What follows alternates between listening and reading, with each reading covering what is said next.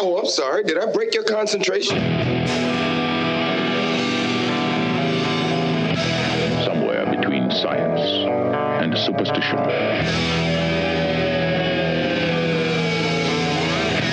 We have such sights to show you.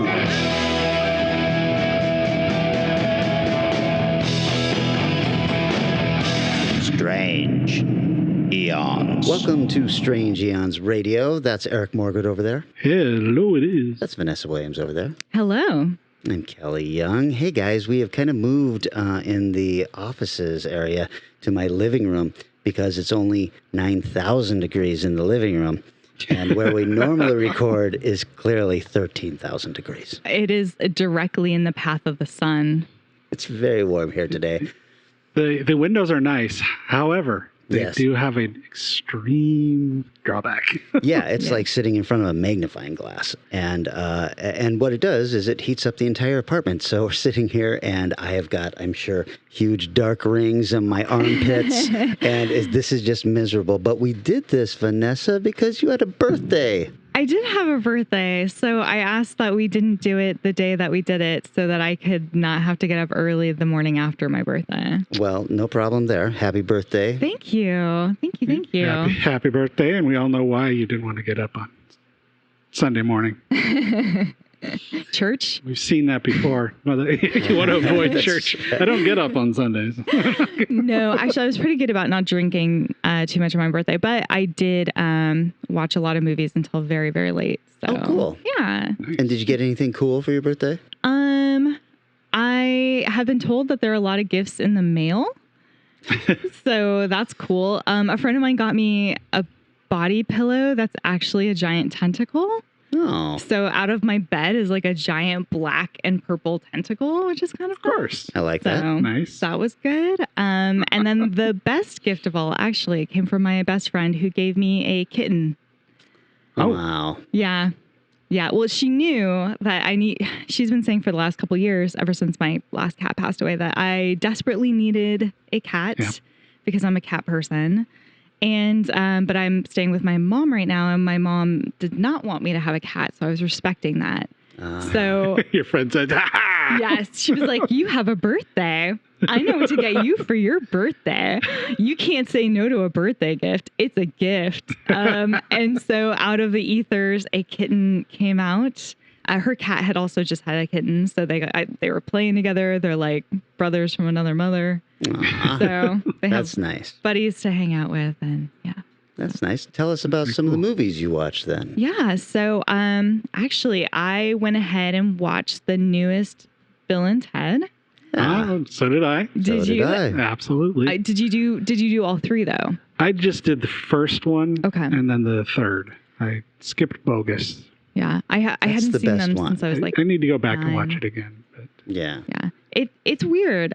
I really couldn't remember them very well, so I decided to go back and watch them and then watch the third so I could enjoy it in context. Bill and Ted was I would say, perennial open at Suncoast. So it started running going, okay, this is one of those like Princess Bride or Fugitive or any damn Disney movie that came out in the 90s that I've seen. Oh, I know all the words to this one. Yeah, I remember like my brother watched it a ton, and the first one was weirdly fun. Like the premise and the dialogue sound like it should be irritating and horrible, but it's actually super fun to watch. And then the second one was like a 90s music video on crack. It was just like oversized geometric craziness at all times. Yeah, but I'll be honest, I like the second one best out of It's all got of them. It's way got bigger a production value. It's dark as hell. Yeah, it's got a little deeper subject matter. It's incredibly distressing. And then the latest one, I liked it. What did you guys? Very much, actually. Yeah, I thought it was good fun. Yeah. It wasn't something that blew me away, and I wasn't expecting it to. And I just sat there. There were a couple of times I laughed out loud, and the rest of the time I was just like, I am very satisfied. Yeah, that's exactly how I felt, which I'm glad about. Versus, I didn't see Mulan, but I was told that was the opposite experience. So. Oh. Well, I was gonna say with Bill though, it's kind of I I always get amused by people when the sequel comes out to something that came out years ago, and you're going, okay, if you go back and watch Bill and Ted, realistically, it's not really a great movie. No. There's all kinds of weird shit going on there. There's all kinds of stupid stuff, but it's so much fun that you don't care. Yeah. And the new one has that same kind of stupid and some ridiculous stuff. And like, yeah, this is exactly what a Bill and Ted movie should be. Right. Yeah. Oh. Yeah, it felt like they knew what they were after and really did it. Like my stomach dropped when I first heard they were doing a third one. I was like, this is going to be really bad. Well, they tried for years and years, but, Keanu's like, well, if it's not really good, I'm not going to do it. Yeah. So they didn't do it. I think this one definitely helped that the original writers were back and writing this one also. Oh, okay. So the same two writers have written all three. Wow. Oh my God. That's awesome. That's a really good sign. Yeah. Yeah. And I think Mulan was in trouble just because I'm a Disney subscriber and I have to pay $30. Like, they probably would have been okay if they'd stuck with what already has been established over the last 4 months of $20. Right. It would have still been annoying because you have to be a subscriber, but at least it would have been in line with what we're used to hearing. Yeah. It's hard to. Did you watch Mulan? Okay, No, I'm I gonna wait didn't till either. it's on regular, like November, December, whatever, when they're no longer charging for it. It's hard to say. I mean, if you've got 2 kids in the house and mom and dad are going to sit down and watch, $30 ticket is not too shabby for 4 people. It's not. I think it's honestly just on top of that Disney Plus fee. Yeah. That's when it becomes crap. And Disney Plus hasn't been putting out that much new content compared to other streaming services. True. So it feels like, oh, you finally made something new since like Mandalorian or, I know they've done a couple of like, and here's a science documentary with a famous person. But those aside. Yeah. And also, if Universal and all the other groups that had done the rentals had started at 30, I think it probably would have been a little bit more palatable, but it's just 20 is your premium price. That's been well established. So Yeah. Yeah. It's a tough one. I mean, I've heard nothing but this film is total garbage. And that's straight out of the group that I'm on Facebook that is comprised entirely of people I was on a kung fu film with who love and promote Asian cinema. And they're like, this was a garbage fire. I'm like, Oh, no. Okay. that's really a bad sign. Yeah, I didn't know any of that. I didn't know what the actual quality of the film was, but I just assumed that Disney had dropped a lot of money in this and was trying to figure out, with the rampant pirating going on and everything, how to somehow get some of their money back. Yeah. I have a feeling they have failed. Yeah. All right. What you gonna do? Exactly. Have you guys seen anything exciting?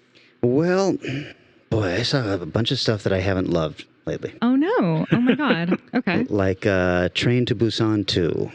I've heard pretty poor things about that. Oh, no. It's not even that it's a bad movie. It's, well, and you know, Eric, that I am not a fan of zombie films. Right. And so then when I do like a zombie film, it's because it stands up.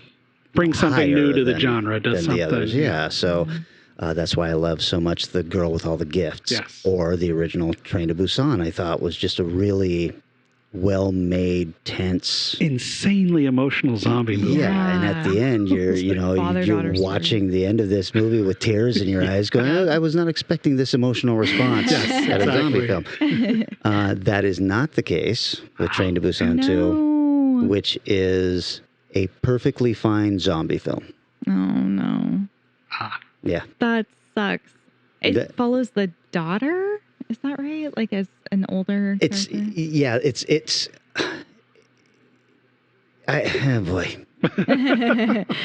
I have so little.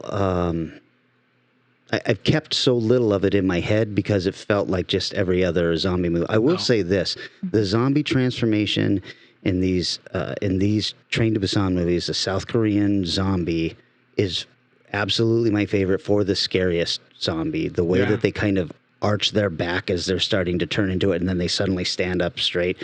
That is fucking terrifying. Yeah, that's pretty good. But there wasn't and you could tell they were trying to like inject it with emotion, and you're being told, please care for these people because this is his niece here, and this is, and they were making all these connections, but for whatever reason, it just didn't hit me the way that the first one did. So. Wow. Oh, that sucks. I was really looking forward to that. Oh, well. Oh, well, what about you, Eric? Did you come across Well, I've got that something before? different to talk about. Oh. The Ooh. Crypticon Seattle Film Festival. Oh, snap. Which, no matter where you're listening to this, you can watch. Except for maybe Hong Kong. Sorry. Oh, no. Why? Why do you hate Hong Kong? Oh, no, I can't, because it's not. That ain't me, Just man. answer That's- the question, that's Eric. Why do you streaming hate rights. Hong Kong? Let's see.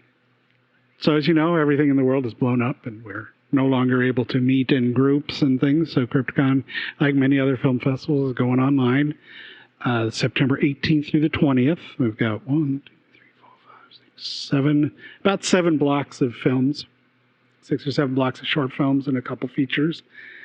The Arctic, A-R-T-I-K, is a pretty good little feature, and a whole bunch of good shorts, and a great old shorts blocks, and nothing but Washington State films.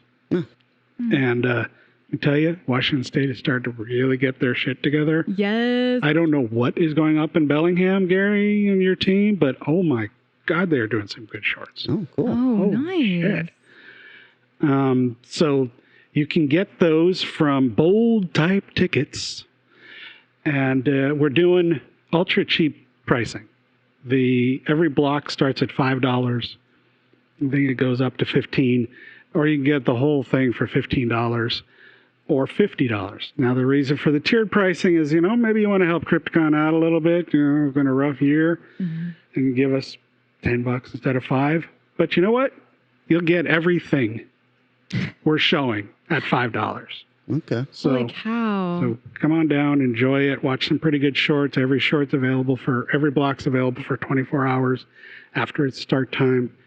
And this is a shorter festival than I usually do. Mm-hmm. It's only about 40 short films, and I usually do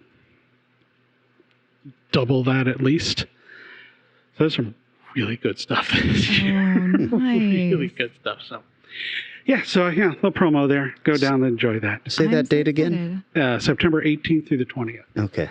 All right. Perfect. I'll be there. I will also be there. I want to see what people are doing. I want to know about my competition. I'll take them down. Yeah, there's some really good stuff from Oh, I'm Bellingham. so stoked. And some really good stuff from some of our regulars. It's a good, solid festival. Unfortunately, we had to drop the drive-in aspect because we just Couldn't make it happen. couldn't coordinate things enough. And everybody's renting those frigging inflatable screens. No. So they're impossible to find. Oh, you have to build your own. No. 13 days from now, which is No. when we're recording this, it would be. So Yeah, that's fair. on to Kelly. Oh, I watched a movie called Random Acts of Violence. I have heard very mixed things about that. Yeah, I've got mixed feelings about it. It's got Jay Baruchel in it, and he directed it actually. Yeah. So the direction, boy, how do I say this? I will say this: it looks great. The actors are really good. The gore is amazing. Is it really scary? I have a reason for asking that. No, it is not scary, but there is a very brutal scene in the beginning that kind of leads you to go, holy shit, Jesus, this guy is serious about a horror film. And it never quite reaches that height again. That sucks. Sort of was that Boat one that came out a few years ago that was opened with that amazing scene of the wire cutting everybody in half. Oh, right, Ghost Ship. Yeah. This was more, this is a slasher movie, and there is a particular killing that happens pretty early on that kind of left me going, Jesus Christ, I guess I better pay attention to this. And then it never quite got to that feeling again. So. The director did the thing I find really annoying with horror directors, where he did, when they were raising money, he did a director's statement. So this was a couple years ago, so cut him a little slack. Maybe he's changed his mind somewhat since then, but did the whole, they're just not making good horror movies anymore. No, They're I not hate that. scary. So I made a scary horror movie. Is why I asked you if it was. And he's like, we're going and we want to do a real new, different kind of scary. How out of touch would you be even a couple years ago to say there isn't good horror films? Like Oh, we've been no kidding. bathing I hope that amazing horror he for a while. gave that interview, and then the next weekend, Hereditary came out or something like Yeah, that. totally. And he was like, "Well, I mean, okay." Even Never like mind. freaking Get Out or something, like just yeah.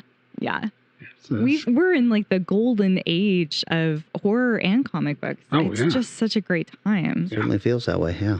I did one other trilogy this in the last A full little trilogy? bit. Another full trilogy, which would be the John Wick series. Oh, nice. Yes. So you watched one really long movie. Yeah, 100%. I couldn't quite remember how the first and the second one fed into each other. And yeah, it really is just one really long film. My best friend who I went to visit, who gave me the cat, had not seen John Wick. And we were going to watch the trilogy for her birthday. But her birthday was like we were going to hang out in early January. And so been a through a while. series of events, COVID meant we didn't hang out for a long time. So we decided to go ahead and check it out. And yeah. You had a Keanu weekend. I did. I had a full Keanu weekend. Man, I should have thrown in some like lake house action boy. as well. Oh boy, you're right. You should have. I like the lake house. I mean, it could be so much worse than it was. That should be Ringing, the tagline on yes. the video box. I mean, it's bad, but it's not nearly as bad as it's watchable. There's another stunning It's endorsement. rewatchable. So what did you think of the John Wick films, though? I mean, I love them. Yeah. Like, I love them a lot. So it was really fun to see them all back to back because I'd never done that before. I saw John Wick 3 twice in theaters, but had not caught up before.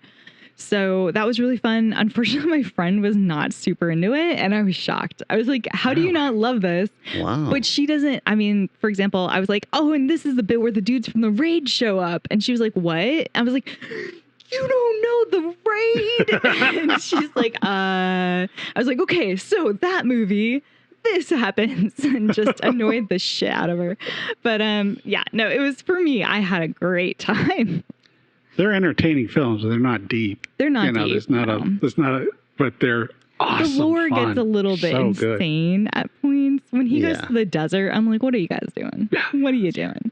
But I mean, the fights are so good. Yeah.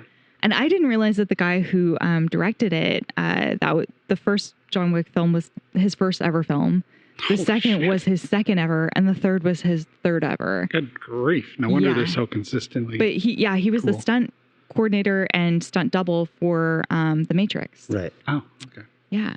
So Yeah, well, I mean, I love that first movie. The second one, I think, is the weakest of the trilogy. Yeah. And then the third Yeah. one makes little sense, but is so much fun that I totally forgive everything. totally. Yep. Yeah. And it's like Angelica Houston. What? Sure, why not? Yeah, exactly. Just keep throwing famous people at me. I'm down. But you got the two Raid movies, that series of films, and the Judge Dredd film.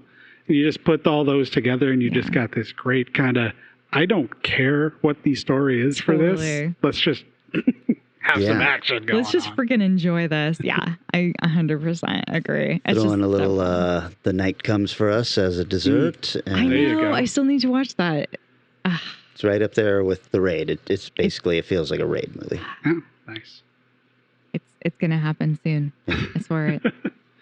I don't know if you've caught up with these, but if you watch the first three or any of the new boys, I have. I also have. nice.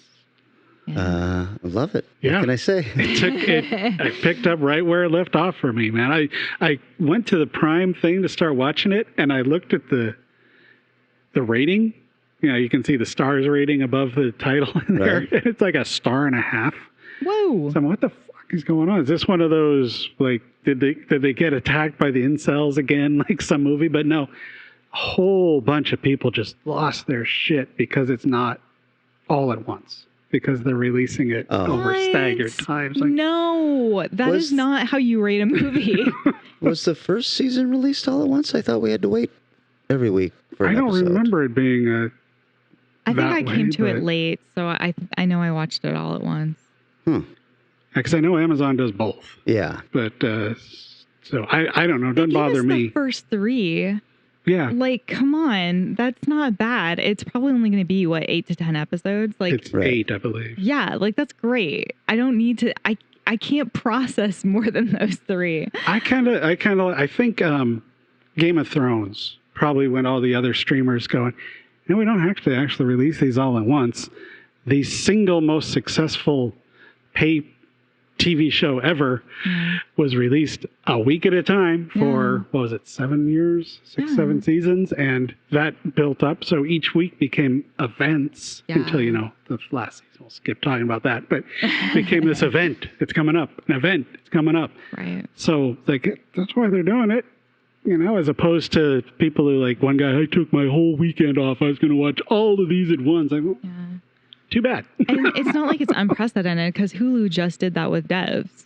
Right. A few months ago. So Well, not only that, but in order to release your entire season at once, you have to have your entire season finished. And I don't think they're even finished filming the final episode of The Boys right now. So they're still putting it out like regular television used to be put out. They'd put out episodes and they were 4 episodes ahead or something like that. So I loved it. I thought it was super dark. It's not following the comic book at all anymore. Oh no. So I'm like, wow, this feels like all these characters that I loved in a completely different adventure now. So or misadventure, as it were. I decided to give the post-show thing a little watch. Oh, I saw those. It's all right, but what was fun about it was to see I just blanked on his name. The lead asshole guy. Carl Urban. No, not the wrong asshole. Oh. The lead hero asshole. Mr. Homelander. Homelander. Yeah. See the actor that plays him? Because the lady interviewing asked everybody, so what do you think, what's been your reaction publicly? People treating you in public, how's that going? No. And he looks nothing like his character. Right. He wears glasses, he's got dark hair, he's Australian, I believe, or British. Oh. And he's like, it's fine with me. Nobody knows who the hell I am, which is great because that guy's such a cunt. Because they were all using that word. Yeah. That's the word of the series. And Oh my gosh. But he looks so different. He's like, that's good for you. I think that's a smart idea. That is a very smart idea. Because can you imagine? They would give him such shit. People would just throw fucking eggs at him out their window. He is so good in that role. Yeah. He's terrifying. That there's a scene, this doesn't spoil anything, but there's a scene where he's holding not Wonder Woman's arm for a second, for only a second. He puts his hand on her arm and I'm like, he's gonna fucking break it. He's gonna break it. Everything's bad. He's anything he does terrifies me because he's so overpowered. It's such a good tension builder and he just pulls it off as an actor so well. Yeah, they do that a lot with him where he will touch somebody and it just makes you so uncomfortable because he's so unstable. You just never know what he's going to do. Exactly. Yeah. I think it was a confrontation with, I don't think it's spoiler either, but with the mom character, shall we say? Sure. And the emotions he put through his face of, I want to destroy this person. I can't destroy this. I mean, it's just like, holy shit, dude. How are you pull this off? But that's not to say less. I think everybody in the show is great. It's such good talent across the board. Absolutely. Yeah, I agree. I actually really need to go back and rewatch season 1 because it started and I was like, wait, what happened with this person? Wait, why are they mad at each other? I don't remember this. I was like, I think I remember how it ended, but this doesn't make any sense. I don't know what's supposed to not make sense and what doesn't make sense. So, to me. Well, to that point, I kind of like the idea of staggering the episodes out because I actually retain the information more if it's done that way. If I watch everything in a weekend, then I'm just on to the next thing. Yeah. And, I get that through every series. When I go back to it, I'm like, oh, what happened here? You remember the last episode. And some highlight moments. Yeah. That's about it. Yeah. Yeah. So it makes me wonder why I spend so many hours watching shows that I then forget. I'm like, what am I doing with my life? Why did I watch all of Friends or whatever? Jeez. That's a great question that everyone should be asking themselves. I knew you were going to say that. I was trying to pull a show out, but I didn't want to say Gilmore Girls because I do genuinely love it. I didn't want you to shit on Gilmore Girls, so I let you shit on Friends. I've never seen it. So. It's so good. Episode. As a girl who watched it with her mother as a teen. So okay. In the town of Gilmore. In basically the town of Gilmore. Oh, Oh, is that what Gilmore is? Is No, it town? it's I actually thought it was a Stars family Hollow. name. No, it's a family name. Oh, okay. I don't know. They live in a little town, though. That Okay. reminds me a lot of My Little Town. Ah. They have events for literally no reason, which reminds me, our annual apple squeeze is being delayed. Oof. My town did the sagebrush days, where they took Ooh. sagebrush and tied it around like the parking meters. And Nobody likes a That's one-upper, so good. Eric. No, that's Let her talk about the I'd apple rather have squeeze. the apple squeeze. I don't know. The apple squeeze, like, it's the old-fashioned apples. Like, you are worried that people will injure themselves while squeezing the apples. And it's old people volunteers doing it. So you're like, oh my God, please don't get caught in the press. See, that sounds so much better. In the town, everybody ends up with like a jug of freshly squeezed apple juice, like apple cider. Freshly squeezed apple. Yum. It's, I mean, I never liked it, but that's just me. Man, this is a fascinating don't know, and disturbing I- insight into you, Vanessa. I want to know where there's a reason why The Wicker Man is my favorite movie. I can relate very hard to this film. How about we take a little break and we come back and we talk about The Show Must Go On. Perfect. We'll be right back.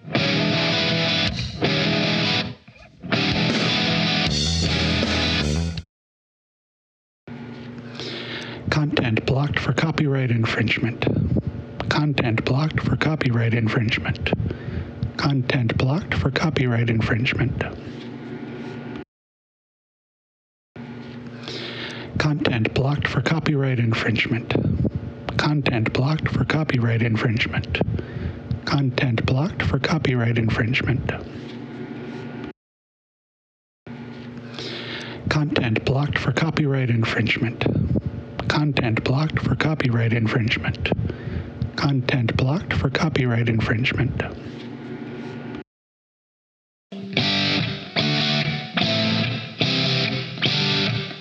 And we are back. Vanessa, you chose for your genre pick, The Show Must Go On. Do you want to tell us what you meant by that? Yeah, absolutely. So The Show Must Go On should feature either a stage or a movie theater.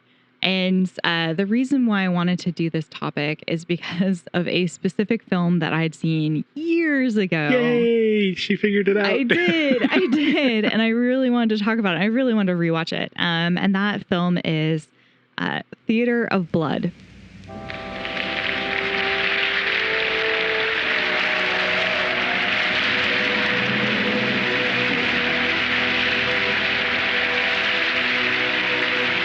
Lionheart, what the hell do you want here? Quite insane. Oh my God.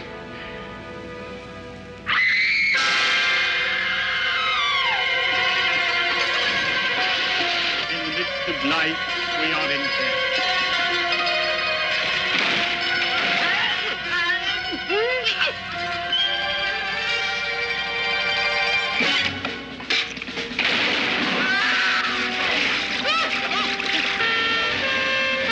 I'm sorry to have missed the meeting, but my heart is with you. Can't believe it. His head cut off.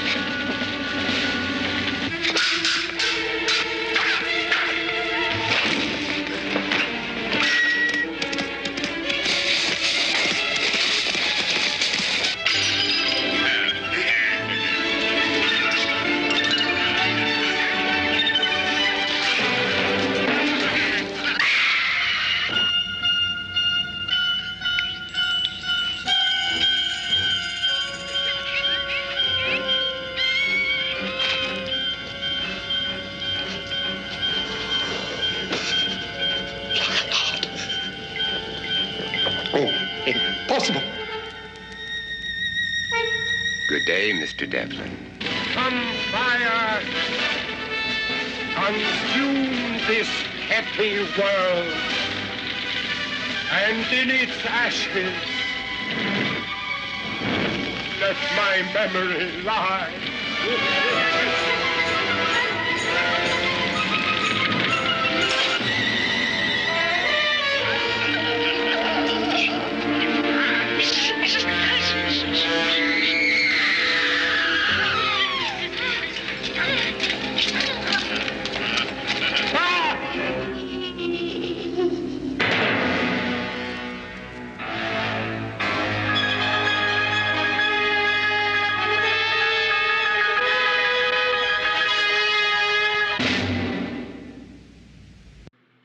which is a 1973 Vincent Price joint.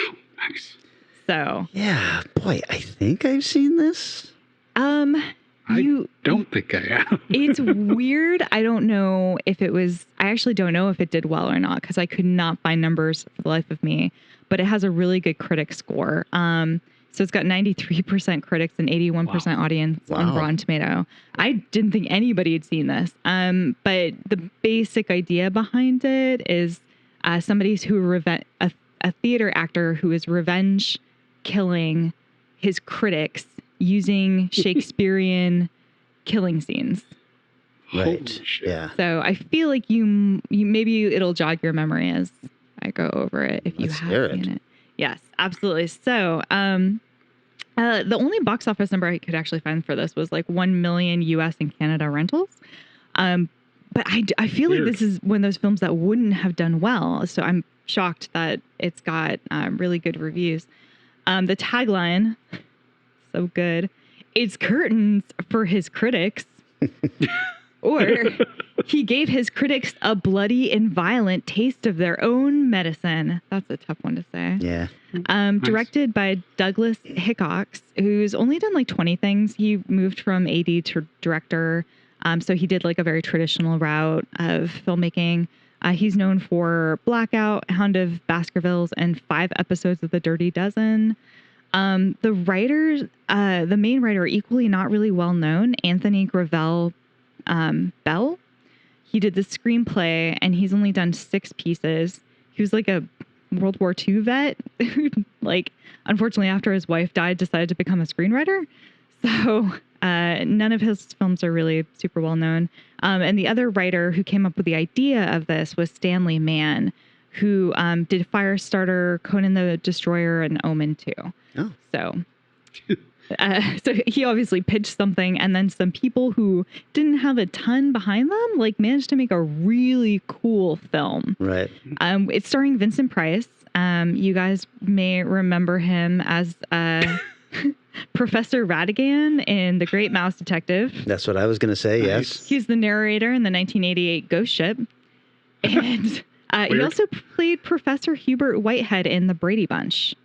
So. Right. Yes. I think that was on the Hawaii episode where they they find the tiki doll. I don't remember watching any Brady Bunch, but you were right. That's where it came from. That seems to be the one that where she gets hit in the nose with the football are the ones everybody remembers. Not everybody, but most everybody has seen. I saw the new Brady Bunch movie. I remember the reenactment. Okay, that's pretty good.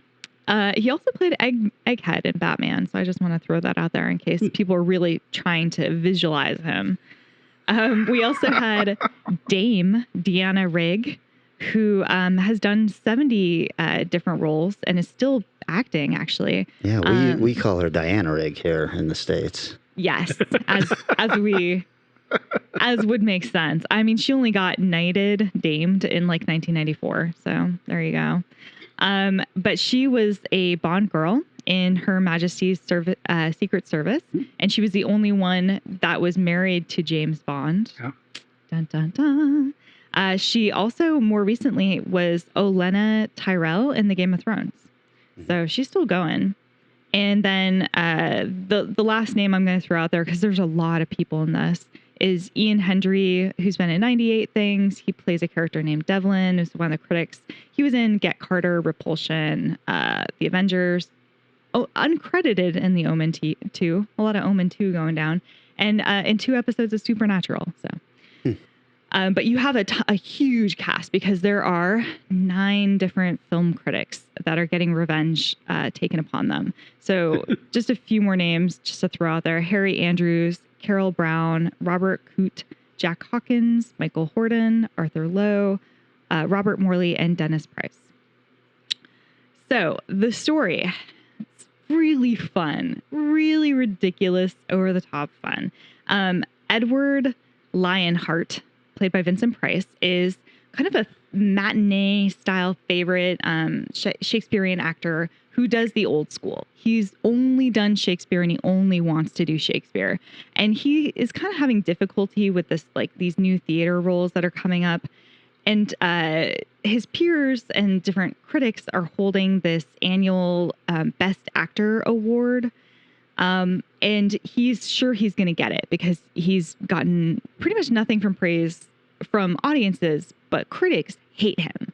Like, critics absolutely hate him because he won't do anything new.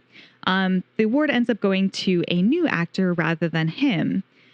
After this humiliating award ceremony, all the critics are hanging out in like a fancy apartment, and he breaks in and he's like, "How dare you!" and in like full costume, very dramatic. And he grabs the statue. He's like, "This is mine." And they're like, no. And they start making fun of him and basically like pointing fingers and like, "This loser." And so he goes out to the deck. It's like a really high up fancy apartment somewhere in London. He goes out to the deck and they're just like mocking him and kind of walking outside, inside the glass while he's walking outside. And then he stands at the edge and is like, "Goodbye, cruel world," and jumps off. So. In iambic pentameter? You know what? I need to rewatch to tell you for sure. So he should be dead, but actually his body washes up on the shore and a bunch of homeless people rescue him. So with this newfound life that he's got, he decides to take revenge. And what he's going to do is for each critic, the play that they came down on him the worst, he is going to use the death scene of to murder them. I love it. It's so good. So you've got this one guy who, like, he tricks all these people. Like, they catch on after like 2 different critics die that he, like, they're getting murdered and it's probably him somehow. And yet they all get tricked into these scenarios, which is just beautiful. So there's one guy who decides he's going to go to a wine tasting, and like a policeman is hanging outside. You know, he's like, "All right, I guess fancy people go drink wine. I'll be here, sir." So he goes and they're like, "Let's go down to the basement." So he goes down to the basement and they're trying all these different wines. And all of a sudden Vincent Price like pops out in like full gear and just starts throwing Shakespeare at him. And then the guy's like, "Oh no, it's you, not Lionheart."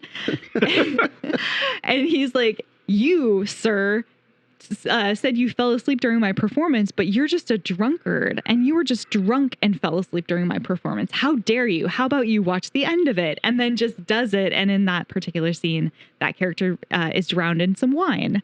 So absolutely spectacular stuff. It all kind of ends up coming to a pivotal final climactic moment where Vincent Price reenacts the awards show. And this time the critic is going to give him the award, dang it.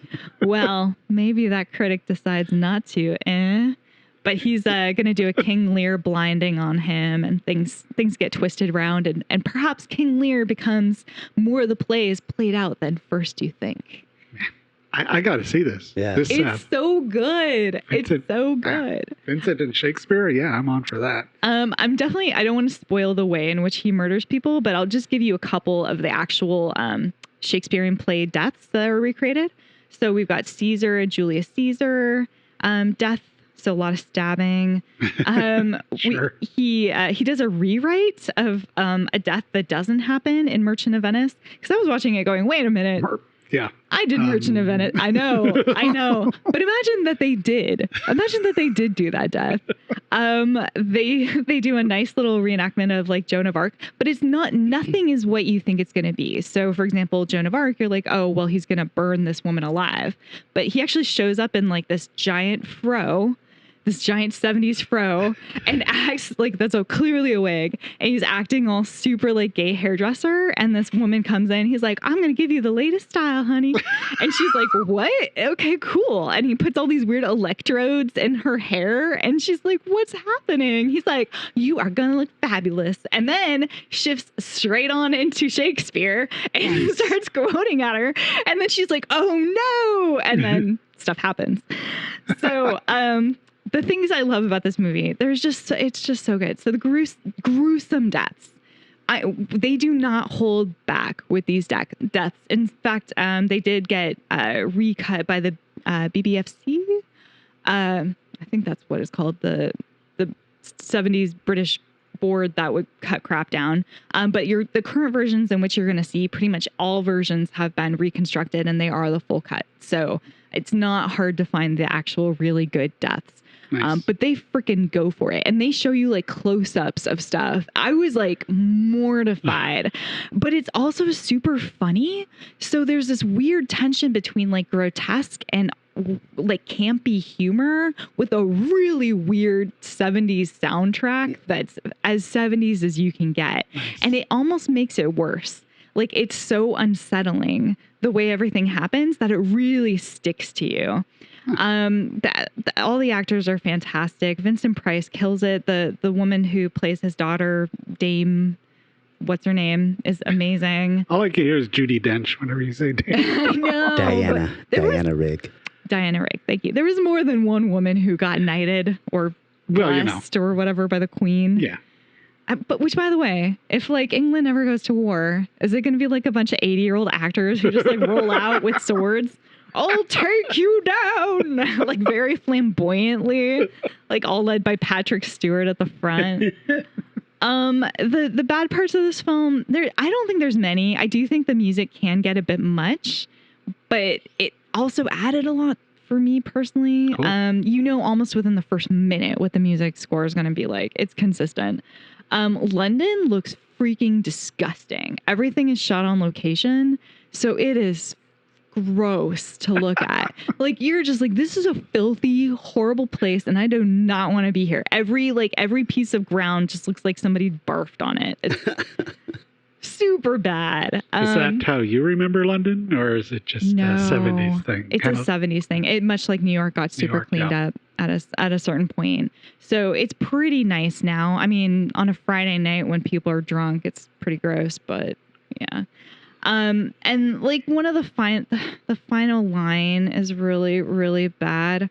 It doesn't give anything specific away, but one of the critics says, "Wonderful performance, but madly overacted as usual. But you must admit he did know how to make an exit." So it's just like, oh my God, you're gonna end on a pun. Yeah, it's just really silly. A couple of really fun things about it before I wrap up here. Just it's possibly an homage to the Abominable Dr. Phoebes, which is also starring Vincent Price. There's very similar themes, such as like a presumed dead protagonist seeking revenge on 9 victims, themes of murder from literature in that, which just makes me want to see that movie. Both of those Dr. Phoebes movies are really good. You know what? Did I say Phoebes? Yeah. You might have. That's fine. okay. That's all right. Thank you. He went with a subtle thing. You could have just rolled with it. No, I'm going to admit it. I'm going to take it. And I accept my punishment of public humiliation in front of all y'all. My point is that you should watch it, but don't sleep on the sequel, which is also very good. Oh, okay, cool. Awesome. I will not. I'm very excited to check that out. It's shot entirely on location, like I said, including the Putney Hippodrome, which was abandoned for 10 years before they filmed here. So it looks like a wrecked old crappy movie theater, or not movie theater, sorry, stage theater. It is cool looking as hell, and also probably very dangerous when they filmed. On the set is when Price was introduced to his future wife, Coral Brown. Oh. He was introduced to her by Diana. Oh my God. Riggs. Sorry, it rewrote it as Riggings. During the making of the film, Riggs actually was ignorant of the fact that Price was married at the time. She just thought they had good chemistry. Oops. Yep. Film later became a London stage play in 2005, where Diana Riggs' role was filled by her real-life daughter, Rachel Sterling. Oh, neat. Yeah, super cool. According to Vincent Price's biographer, Ian McAsh, 6 gallons of Kensington gore, stage blood, was used during production. I was like, that's a neat word for stage blood. Kensington gore. Wonder what the origin is for that. I am curious as hell. It's got to be gross. A couple other random facts, but body count ended up being 11. Both Diana Rigg and Vincent Price believe that this is their favorite roles. Vincent Price said that he always wanted to do more Shakespeare, so this was like a big deal for him. So Very cool. that's my film. I gotta see this again. I think if I did see it, I was probably 10. So I didn't appreciate everything going on. I will say it's a good time to watch it. Like there's so much fun ridiculous in it. At first, like when I started playing it again, I was like, oh no, I chose poorly. This movie is real bad. But once you buy into it, it's so good and it knows it's bad when it's bad. So that's nice. It's not like bad by accident. It's like, yeah, this is cheesy and we know it. How did you watch it? Is it streaming on something? It is streaming. Actually, I watched it, unfortunately, with ads on the Roku channel. Oh, So it's free a couple of different places, but I'm sure you can purchase it on Amazon too. right. But Probably yeah. on Tubi. Yeah, it's on all kinds of weird things on Just Watch. So Cool. Nice. Eric, you want to go next? Sure. Jump forward a decade Ooh. and move to a movie theater for 1985's Demons. The preview you are about to watch is for a movie that is unlike any you have ever seen before. It is for a movie that goes beyond temporary fear to everlasting terror. It is a movie called Demons. Yes, the demons are coming, and they're coming for you. Warning, if you have the courage to see demons, sit near an exit. Otherwise, you might never get out. In your theater, who will survive the touch of the demons, and who will not? Demons. With music by Billy Idol, Motley Crue, The Adventures, Rick Springfield, and Saxon. This is no dream. This is happening right now. And it could be happening to you. Demons. They will make cemeteries their cathedrals, and the cities will be your tombs. Will you survive it? Demons.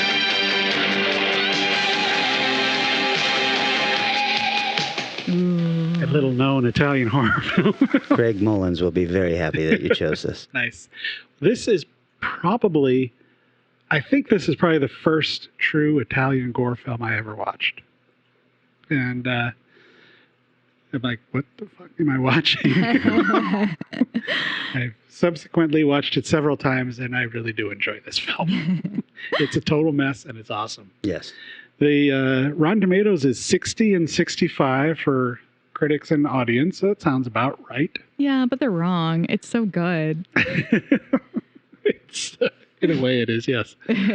Budget listed at $1.8 million. I didn't get an exact box office, but I've got a point in the trivia segment about that. Directed by Lamberto Bava, who also directed Demons 2 and 3 and Delirium and lots of Italian TV. And I'll get back to him again in a little bit because he's kind of got a well-known family.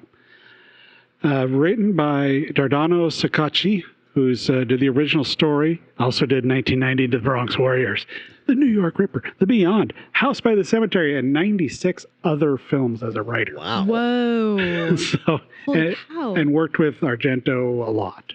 Did a lot of stuff with him. Prolific. Yeah. Who, speaking of Argento, he's the screenplay writer.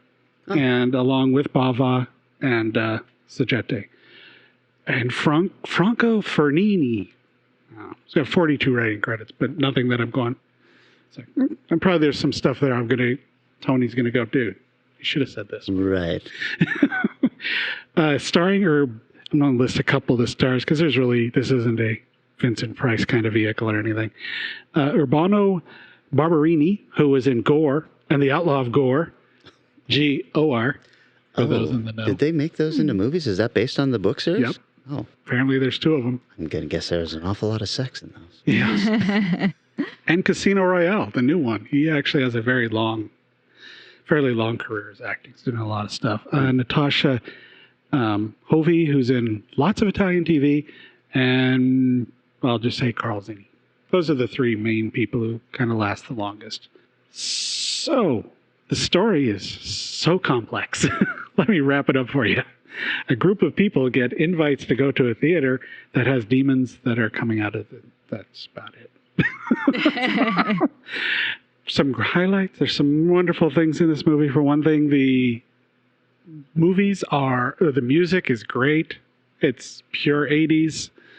It's all the, like, say, Billy Idol is in it, except Motley Crue, Rick Springfield, Go West. Like, Go West, really?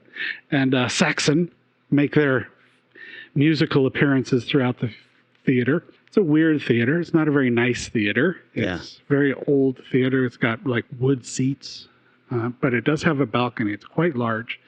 The concessions are coin-operated machines. At the front, they're like, wow, fancy. Vincent Price has a line of introduction to the movie that's on the screen, I believe is one of his line. But it's only like one line. I'm like, oh, cool, he's going to do an intro. Oh, he's done talking. Bye, Price. That's right. The theater kind of reminded me, for those in the Seattle area, kind of reminded me of the Moore. Bigger, but right. As comfortable as the Moore. And it's got this weird little prop out front, which one of the people puts on and scratches her. It's like, oh no, what is going to happen? When she starts to turn, it's wonderfully gross. If you're into those disgusting pimple popping TV shows and stuff that are out now, you might enjoy the way she turns into a demon. I'm not aware of that, but it's a thing. Gross. It's so gross.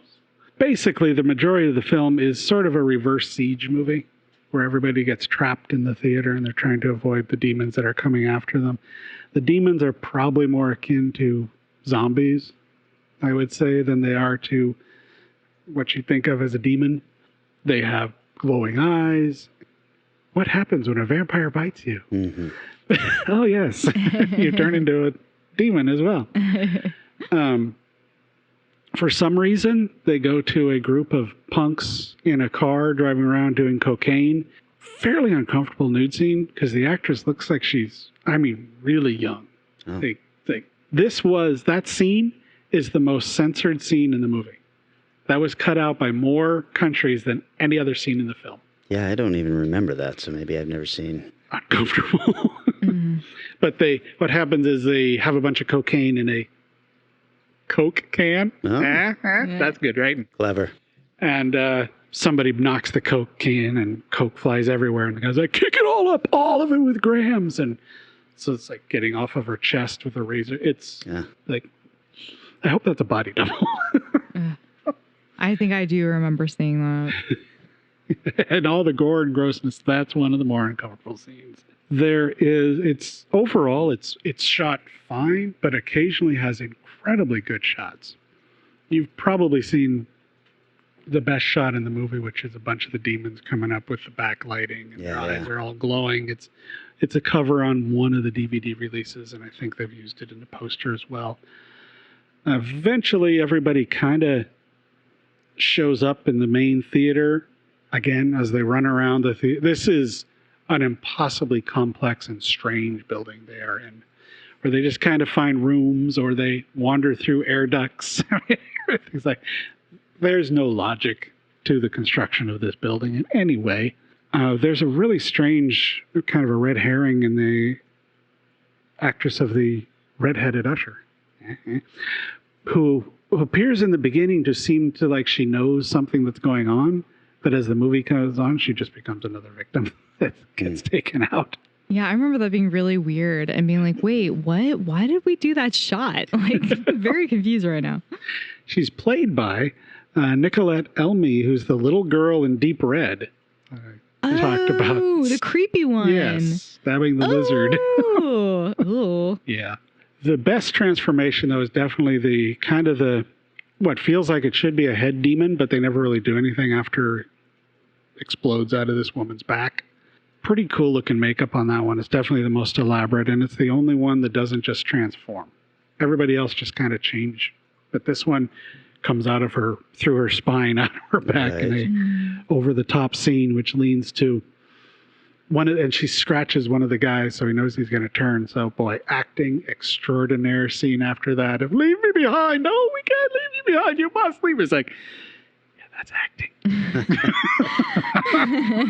With a capital A. Oh, yes.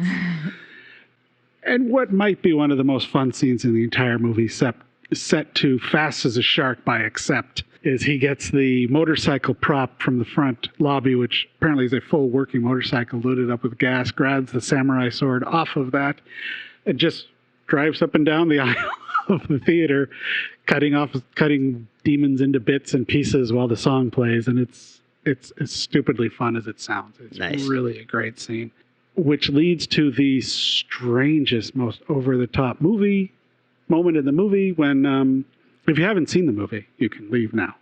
If you don't care, stick around. When a helicopter crashes through the ceiling of the theater. Oh, that's right. I kind of forgot about that. Yeah, after I remembered, I hadn't watched it in a while, so I remember this. All the way up to that scene, I'm like, what? Right. How did I forget that? Right. And so kind of then hints at maybe there's something more going on, because everybody in the helicopter is brutally torn apart and shredded and covered in blood. But they decide, here's our way out. So they try to start the helicopter, which good luck with that. But it ends up with them going out and finding that the demons have spread everywhere. So why was the theater? Okay, never mind. No questions. This movie does not need questions. Nothing is explained. There are bunches of questions that you will never hear the answers to because they don't care. It's like, this is just a fun, crazy, over-the-top movie. And it is fun. It's a lot of fun. It's got a soundtrack by Claudio Semente. Some of you might recognize that name. He did movie music for The Editor, Violent Shit, the movie, Warriors of the Wasteland. Oh, yeah, and he's the composer and keyboardist for Goblin. That's right. Yes. So good. So Mr. Bava was born in Rome, Italy. His grandfather was Eugenio Bava, who was a cameraman and optic effects artist during the early days of Italian silent cinema. And his dad is the very well-known Mario Bava, and who was, as the description put it, a legendary cinematographer, special effects designer, and director, which is probably why Bava's stuff always looks so damn good. Even when the movie was not great, it still looked awesome. And this one looks pretty good overall, especially for a $1.8 million budget in 1985. Right. They pulled it off. So the film grossed in Italy. I just realized I wrote the lyric because it's 1 billion. But it was the 39th highest grossing film the year it came out, beating Cat's Eye, Silver Bullet, and A Nightmare on Elm Street at the box office. Just in Italy? In Italy. Okay. Yeah, wow. Just in Italy. Definitely didn't beat Nightmare on Elm Street in the US or any of those others, I'm sure. It'd be amazing if it did. Yeah. But also speaks to how poorly those films did in Italy. If it was the 39th highest grossing movie and still beat all three of those. Yeah. This is probably the most United States style 80s movie made in Italy. It's a flat out feels like a weird, U.S. made 80s film as opposed to an Italian film mixed with some Italian stuff. The building used for the exteriors of the theater is called the Metropole. Still stands in Berlin. It's a club called Goya that's been to host to several horror conventions. Oh, that's cool. Largely because of its appearance in this film. That's very cool. And one last thing on this. I was lucky enough, thanks to Justin Giallo, remember his series of films he did down at Tacoma, to see this in kind of a rickety old theater. Ooh. With Greta, who plays the lady who first turned the first demon in a Skype appearance talk. And it's a lot of fun to watch this weird theater movie in a weird theater. Which theater did you see it in? The independent one in Tacoma that does a Tacoma Film Festival. Oh, Grand? Yeah. Okay. That's it. Yeah. Yeah, there's the Grand and the Blue Mouse. Oh, right now the Grand. Okay. Cool. So that was fun. Ugh. Even got a little replica of the demon face at that. He was handing them nice. out to everybody that attended. This one you can see, I got it from Hoopla library rental system. So it's free to rent with no ads, fully uncut. But it's available through all kinds of different means. It's not exactly an unknown film. I think that Joe Bob did this also as one of his Last Drive-In specials. I can see that. Yeah. I think I'm pretty sure that's how I saw it. And so got to know some of those fun behind the scenes facts. Any Very stick out cool. that you remember from there that I didn't mention? They don't. That's okay. I just remember, I'm like, man, that guy's a smart man. Listen to him speak. All right. Yeah, he probably Next does film. more research on his movies than we generally do. Yeah. Well, no, I think he's got one of those like photographic memory kind of things. Like, I think he just remembers a lot from the sounds of it. Nice. But yeah, that's awesome. I'm so glad you picked that film. It's freaking weird and good. Yeah. That's a fun one, yeah. Well, okay, then for my pick, I went almost another decade up to 1993, a little film called Matinee. How could such a thing happen, Dr. Grabau? The ant's saliva must have gotten into Bill's bloodstream and gone straight to his brain, just as the radiation, which is measured in units called Roentgens, was released. And that's how he became a... Mant. For the kids of Key West, Florida, there was nothing scarier than a monster matinee. Lawrence Woolsey, the master of movie horror, exterminates you with Mant. The story of Mant is based on scientific fact, on theories that have appeared in national magazines. But in the fall of 1962, a series of offensive missile sites is now in preparation on the island of Cuba. They got the biggest scare of all. They're gonna bomb us? The country is on red alert. And what a perfect time to open a new horror movie. That'd be the best show to take a girl to. The whole world's gonna blow up anyway, so we should just do whatever we want. You know, last guy she went out with in reform school? He did teach me a lot. What about? About my body. Think if the bomb were about to fall, she'd do it with me? Wait till you see the feelers on this thing. 1, 2, 1, 2, 3, 4. Some of it's stage lighting, some of it's magic show stuff, but the big studios, none of them have anything like it. You never, ever turn one above 6. This is it! From Joe Dante, director of Gremlins. You see what he's putting back? The showmanship. The bombs are falling! You think this is some kind of picnic for me? Well, I'm still concerned about that bomb thing. Little question of taste? No, but your younger patrons, you could have some seat wetness. John Goodman. I love this business. Matinee. Man, I've seen this twice. Such an underrated movie. I'd never seen this before. I don't think Really? I've seen it. Budget of $13 million, box office of $9.5 million, which is why you might not have seen it. Yeah, it did not do well. But here's why you should have seen it. Rotten Tomatoes critics, 94%. Whoa. The audience has it only at 62%, and I would say that must be because they are all heartless bastards. No shit. Jesus.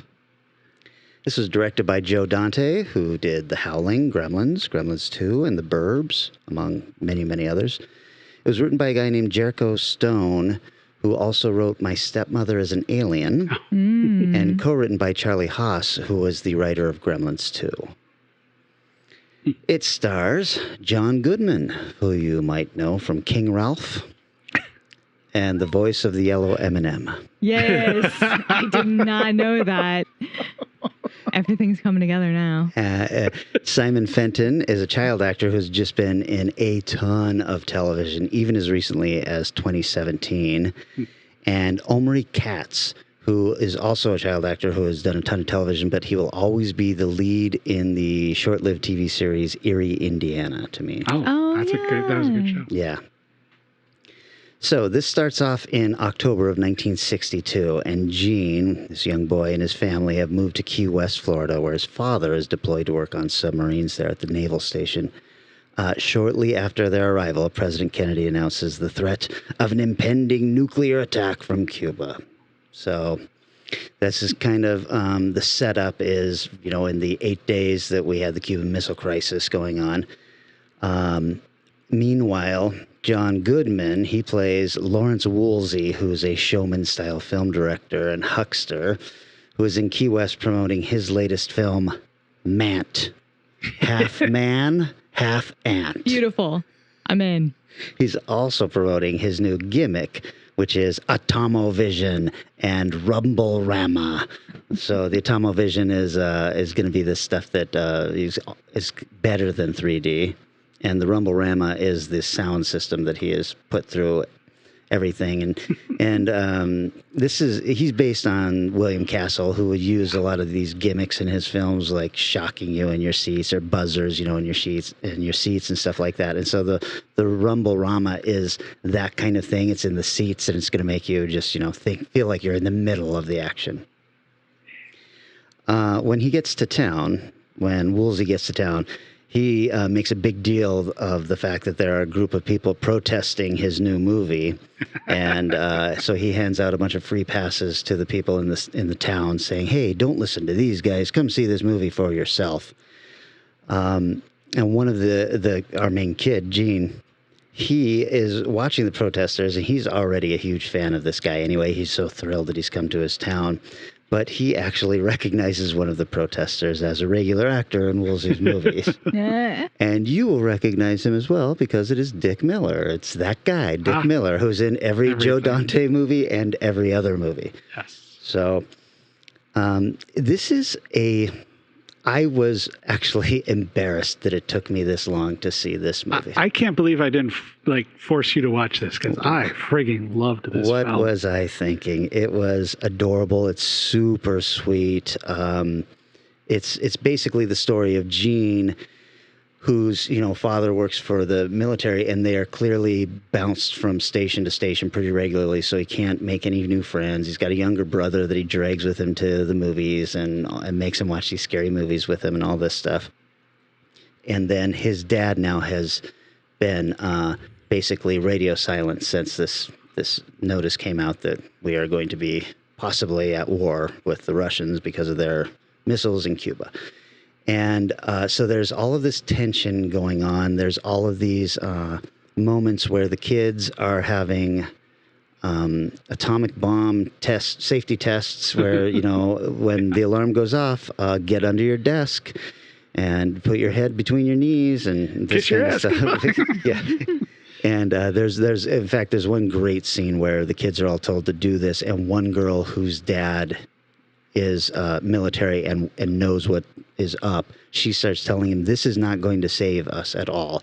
This is going to kill us, and this is what will happen, and you better hope that it does kill you, because if you actually live, you're going to get nuclear radiation poisoning and all this stuff, and all the kids are just sitting there crying. It's a pretty great scene. Gene has got a crush on Sandra at school, and he's got a free pass now, a couple of free passes to this new movie, Mant. And so he takes her to the movie. And during a particularly scary scene, one of Woolsey's guys run in, and he's dressed in a complete Mant outfit and starts terrorizing the audience. But he's actually got a real problem with one of the guys in the audience, and he starts beating up this guy. And so that kind of, the audience is in on it for a bit, and then they're like, what's going on? This thing is actually attacking this person. And so there's a kind of a weird dust up where people are thrown into the lobby and then thrown into different areas. And Gene and Sandra, they get downstairs in the basement where the manager of the building has an actual fully automated bomb shelter. And they accidentally close the door and they get stuck in there. So with all of that going on, with the Cuban Missile Crisis stuff going on and how worried everybody is about everything, they're stuck down here, and then they start hearing the Rumble-Rama up above, but they don't realize what's going on, so they think the bombs are falling. Oh my God. It's so good. So there's all this stuff going on, and a lot of the time is spent with just these two kids who are, they're young kids. They're 13 or 14 years old. And this little romance that is building between them, and her coming to grips with the idea that, you know, they may be the last two people on the planet, like Adam and Eve, and they might have to repopulate. And the look of terror on the boy's face when she says that is great. My God. Meanwhile, the theater they're doing all this in is in pretty poor condition, so the rumble-rama is actually damaging the theater, but the audience thinks that it's all part of the show. So at one point, the balcony is starting to tear itself away from the wall, and because of all the rumbling going on in the seats, and the audience is just like, "Oh my God, this thing is amazing!" So it basically ends very sweetly. It's a Joe Dante movie, right? Nobody's going to die in this unless it's The Howling. Sure. So when everything's said and done, everyone in the audience, they get out of the theater before it all comes falling down, and they were able to break open the door and get the kids out. But her mom sees them, you know, kissing, you know, in this bomb shelter, and she's like, "What is going on? And we thought you were all dead." So the first thing we did. Exactly. So they get out there, and the audience comes out, and everybody is safe from this theater that's pretty much destroyed inside. But the end result is that this audience, this sneak preview audience, saw this movie, and they think it's the greatest movie they've ever seen. So they're giving Woolsey these amazing reviews. They can't wait to see it again. They, in fact, want to go back into the theater and watch it again. And he's like, no. We can't be going back to the theater just yet. It takes a long time to set these things up. And it's kind of everybody lives happily ever after. And you see Woolsey talking to his manager and saying, "I've got an idea about all these ghosts in a theater," and you can tell he's he's going into William Castle territory again there. I loved it. I even got a little teary-eyed, not because there's anything sad or anything in it, but just because it had such a punch to the nostalgia feels that I was like, oh, remember when we could all go to a movie in a theater and we could, you know, be with our friends and do all of this stuff. It was really just neat. Yeah. Like I said, Woolsey is based on William Castle, who had, you know, a ton of the gimmicks in his films, and a lot of the gimmicks that we see in Matinee are actually based on the gimmicks that William Castle used in his films. And so he's got, when you're watching this, you're watching Matinee, but you're also watching Mant, because there's a lot of that movie that is being shown, and he cast that with people from old 50s horror movies. Like, oh boy, what's his name? I've got it here. You know, what's his name from the original Body Snatchers? Kevin McCarthy is the lead in Mant. And so it looks like an old movie because you're looking at these characters on screen and going, wait, that actor was in those kind of movies. So there was a lot of really fun things here, but my favorite was in Gene's room. He's got all these old posters, magazines, and stuff like that. One of the magazines that is prominently featured is the July 1962 issue of Famous Monsters of Filmland, number 18, which includes inside it an article by a 15-year-old Joe Dante. Oh, shit. The article is called Dante's Inferno, and it is him giving his opinions of the 50 worst horror films of all time. Oh, my God. Wow. That's so cool. So I love that they put that in there. I thought that the writing in this was super smart. It was just like, oh, this is the kind of writing I love. The lines, the dialogue is really funny without ever like giving you a chance to think about it. Halfway through the next line, you're like, oh my God, that was a very funny line. So I just love shit like that. I thought it was surprisingly sweet. The teenage romance was done perfectly. I mean, it's a PG movie, but there's nothing in there other than, you know, scenes of tension and stuff like that. There's a lot of swearing going on and stuff like that. But it's really a really cute family movie, and I just feel bad that it was clearly a bomb. I don't know why. I don't know what's going on. That was definitely one of those that I saw, and then, you know, you see a movie and you really like it, and you go talk about your people, and they all say it sucked. I'm like, did we watch the same movie? Did you see? Sort of like, I'm always reminded of The Majestic, the Jim Carrey film. Yeah, that's a great movie. So this would be a great double bill, probably. Oh, Those would work yeah. well together. But that was a similar kind of film with a similar kind of feel and a similar kind of reaction. Like, why doesn't everybody love this movie? Yeah, that was a Darabont film, I think, too. Yeah, I believe Majestic, so. yeah. But, man, yeah, I'm still sitting there going, I didn't make you watch this? How did I not? This seems like the kind of movie that I would have known about and loved ever since it came out. And for some reason, I just passed on it. I think I just heard a lot of people saying it was bad. And, you know, John Goodman is not the lead, but he is definitely the character that when he's on screen, you're just like, I can't wait to see what he does next. He's so unscrupulous, and you kind of love that about him. Is just he will do anything for a buck. Yeah. But you never feel like he's an asshole or anything. So, How did you catch this? This one is also on one of those free things with commercials, but you can rent it, I think, for $1.99 on Prime. And if I had known it was going to be this great, I would have just done that and enjoyed the entire thing. Yeah. I think it might also be available on Shout. On Shout? Oh, I always forget about that channel. Yeah, I remember once you started talking about it, a friend of mine has actually been begging me to see this film, and it sounds so good.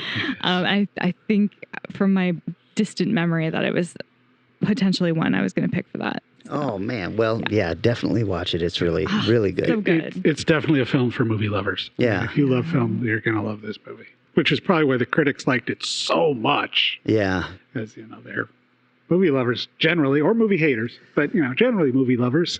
Well, I think everybody has, especially back then, was generally in love with Joe Dante also, because he rose up through the ranks as a film trailer editor, basically. Yeah. And then, you know, he just would make movies. Even while he was making movies, Gremlin and stuff like that, he would then go on and direct episodes of television, stuff like that. Wow. Did you know he did an episode of Legends of Tomorrow?